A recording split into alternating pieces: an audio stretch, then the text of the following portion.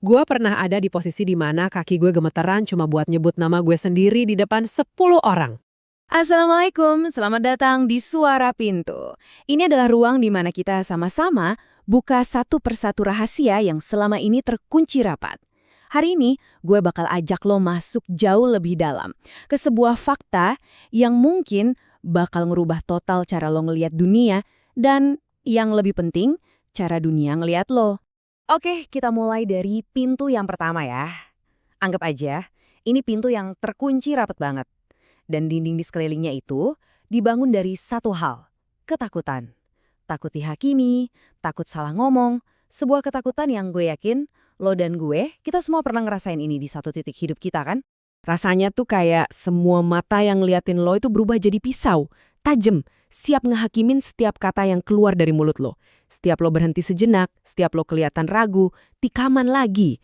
Dan yang paling parah, itu penjara yang kita bangun sendiri buat diri kita sendiri. Tapi, dengerin baik-baik, di balik semua pintu ketakutan itu, ada satu rahasia besar. Sebuah kebenaran yang fundamental banget. Begitu lo benar-benar paham sama kebenaran ini, semua rantai yang ngikat lo itu bakal hancur, selamanya. Kebenarannya simple sumpah, tapi dampaknya luar biasa. Nih dengerin, dunia ini nggak kekurangan orang pinter. Sama sekali nggak. Dunia ini kekurangan orang yang berani bicara. Coba, berhenti sejenak. Resapin dalam-dalam kalimat itu. Karena ini adalah inti dari segalanya. Selama ini kita dijejelin mitos kan?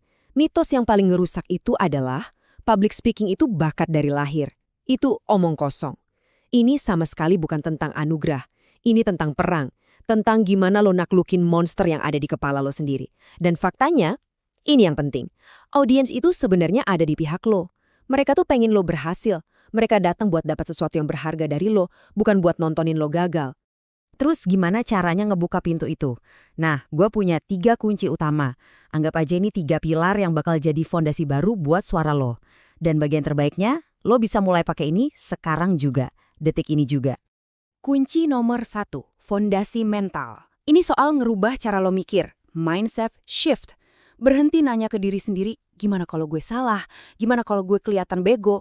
Ganti pertanyaan itu. Mulai sekarang, tanya gini.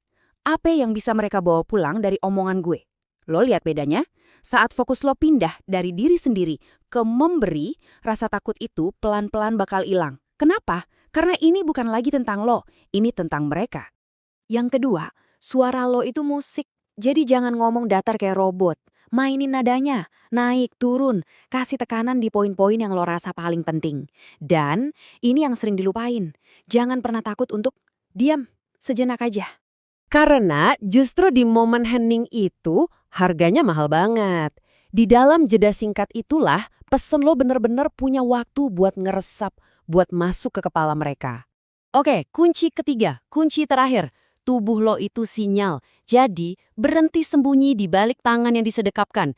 Coba deh, buka tangan lo. Tatap mata mereka satu persatu. Saat lo berani ngebuka diri secara fisik, secara nggak sadar mereka bakal ngerespon. Dan percayalah, dunia pasti bakal dengerin.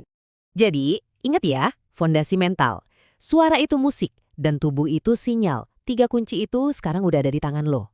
Pintu yang tadinya kelihatan mustahil dibuka, sekarang engselnya udah kebuka sedikit. Udah ada celah. Pertanyaannya sekarang tinggal satu, dan ini buat lo. Lo mau terus diem di balik pintu itu? Biarin semua ide brilian di kepala lo mati dalam sunyi?